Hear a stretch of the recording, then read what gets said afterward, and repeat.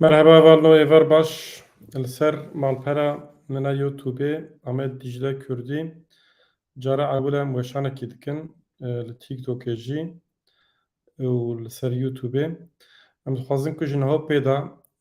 هر تم یعنی هر روز نبیجی هفته چند روزا باوی کی زندی لوی داره روجا کرد و کردستان بوارا شیروه بکن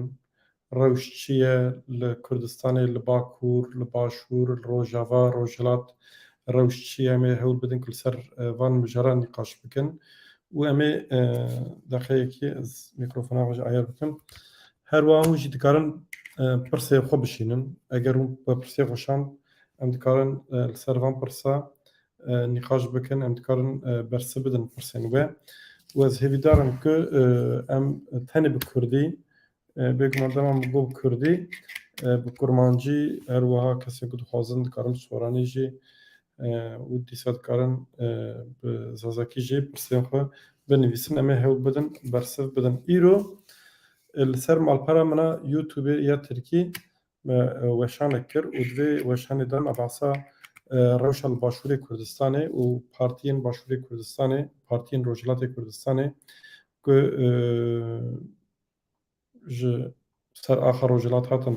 başûratin derxistin li ser daxwaza Îranê me hinekî behsa wan kir tê gotin ku partiyên rojhilatê li ser daxwaza Îranê kampê xwe yên başûr terikandine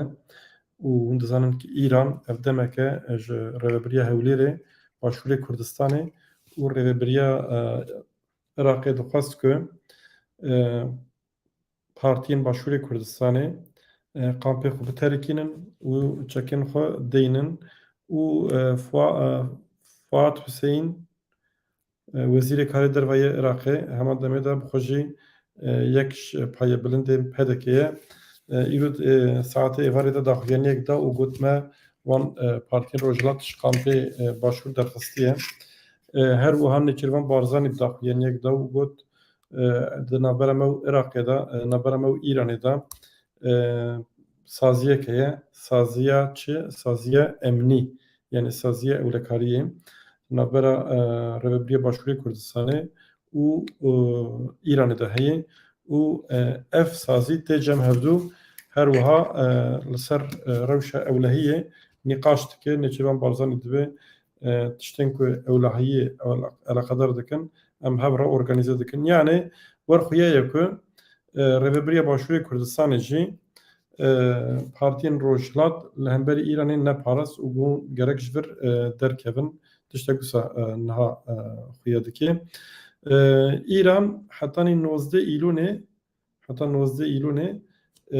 dem dabû Rêveberiya Başûr û partiyên rojhilatê û dixwast ku ewana ji derkevin ji Başûr Îran dibêje eger ku ji Başûr dernekevin ew ê êriş bikin û îro di saetê êvarê de ji bajarê rojhilat Saqezê dîmen hatin Îran ber bi Saqezê ber bi rojhilatê Kurdistanê ve ber bi sînorê Başûr û rojhilatê Kurdistanê ve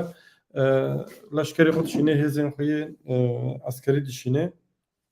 û ne diyarek ha bêguman Îran ew ê bi vê yekê bisekine nesekine lê werxuye ye ku Îran ew ê li Başûrê Kurdistanê her wiha li sînorê rojhilat û Başûrê Kurdistanê zextên xwe zêde bike wisa xuya dike û partiyên Başûrê partiyên rojhilatê Kurdistanê hetanî nihal dijî vê yekê ti daxuyaniyek nedane berê bêguman daxuyanî dan gotin em ê li hemberî Îranê berxwe bidin lê ji ber ku ewa xwe yani baweriya xwe pir bi zêde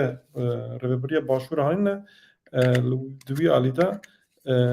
werxuye ye ku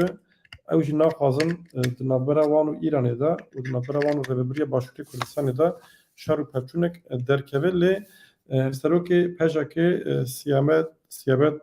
bawinî daxuyaniyek da ji malperek Başûrê Kurdistanê û Iraqê raxivî û dibêje ew ê li hemberî zextên Îranê serî netevînin û eger bi ser wan re êriş werin ew ê berxwe bidin Siyamet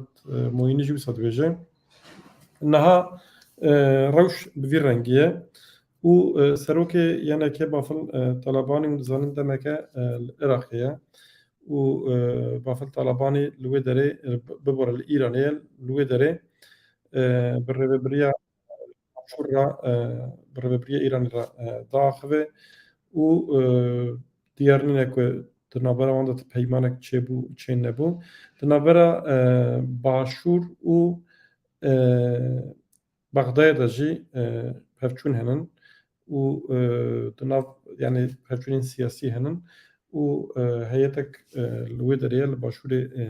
Kurdistanê ye. Heyetek PDK çû Bexdayê û li wê derê bi hevdîtinan pêk tînin. Rojava jî êriş berdewam dikin, êrişên li ser Minbiçê dîsa li Tiltemirê li wan de re êriş berdewam dikin û îro dîmenek hat ku leşkerên Rûs û dîsa hêzên bi ser Meclîsa Leşkeriya Minbiçê ku girêdayî hêzên Sûriya Demokratîk e vana bi hevra tatbîkatek yani dewriye geriyane. Tirkiye van demê dawî li ser Minbiçê bi taybet êrişê xwe berdewam dike. Di rojê pêş tewar xuya ku Başûr jî li Rojhilat jî li Rojava jî li Bakur jî ew ê bûyerên girîng bi qewmin wek her tim bûyerên girîng qewmin û em ê hewl bidin ku vana di nava heftê de her roj nebe jî heftê çend roja bi Kurdî bi we re şîrove bikin. Ez dixwazim ku hûn jî bibin abone li ser vê kanalê kanala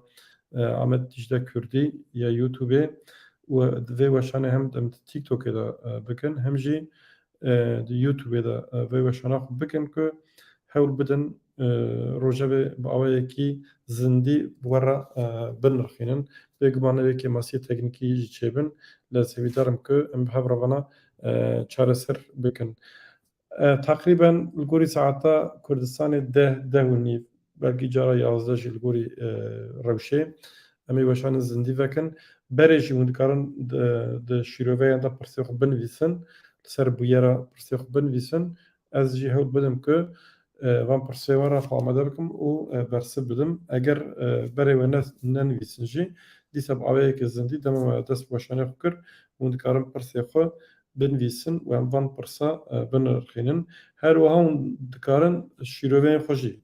yani nêrînên xwe jî binivîsin eger derfetê we hebe hûn dikarin nêrînên xwe jî binivîsin. Çi difikirin derbarê rewşa li Rojava li Başûr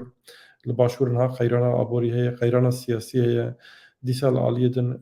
dewleta Tirk êrişê zapê dike mixabin PDK jî di vê êrişê de ciyê xwe digire û leşkerên Tirk bi alîkariya PDK dixwazin ku dorê li gerîlayan bigirin. Vana hemûn mijarên girîng in hemû jî pêşeroja Kurd û Kurdistanê eleqedar dikin ji ber vê yekê girîng e ku em ser van mijara rawestin li ser van mijara biaxivin ser van mijara nîqaş bikin. Car cara kanala Tirkî de dema ku ez weşanên Tirkî dikim hin heval binî dinivîsin ji kerema xwe re Kurdî biaxive ew kanala Tirkî ew ê dewam bike lê em ê li vê kanalê wek destpêkê min got vir em ê tenê weşanên Kurdî bikin. Yani li vir ti zimanekî din em ê neaxivin em ê hewl bidin tenê bi Kurdî biaxivin û yê ku li me guderî dikin jî bêguman ew jî wek me yê ku ji Kurdî dizanin Kurdî fehm dikin û dixwazin rewşa li Kurdistanê şîrove bikin meraq dikin ew jî ew ê hewl bidin ku yani ji bo we dibêjim hûn ê jî hewl bidin ku ji me re bibin alîkar wekek min got hûn dikarin pêşniyarê xwe jî binivîsin ji niha ve pêşniyarê xwe binivîsin em dikarin weşanên çawa bikin yani em dikarin pirs û bersîv çawa aktîv bikin hûn dikarin pirsên xwe pêşniyarên xwe rexneyên xwe ji nav pêva bêjin îro 12 Eylûlê ye û bi vê münasebetê em ê êdî sibê pêva yani ji 13 Îlûnê pêva êvara em ê li vê derê 20 deqa nîv saetek 40 deqa em ê hewl bidin ku li ser mijara rawestin. Îşev ez ê qasî bêjim îro mixabin hunermendê me mezin Beytocan koça dawî kir bi vê münasebetê ez ji malbata Beytocan re jî û hemû hezkiriyê wî re sersaxiyê dixwazim ji hemû gelê Kurd re sersaxiyê dixwazim serê me hemiyê sax bê û rehma Xwedê lê bê vêga bi xatirê we şev baş.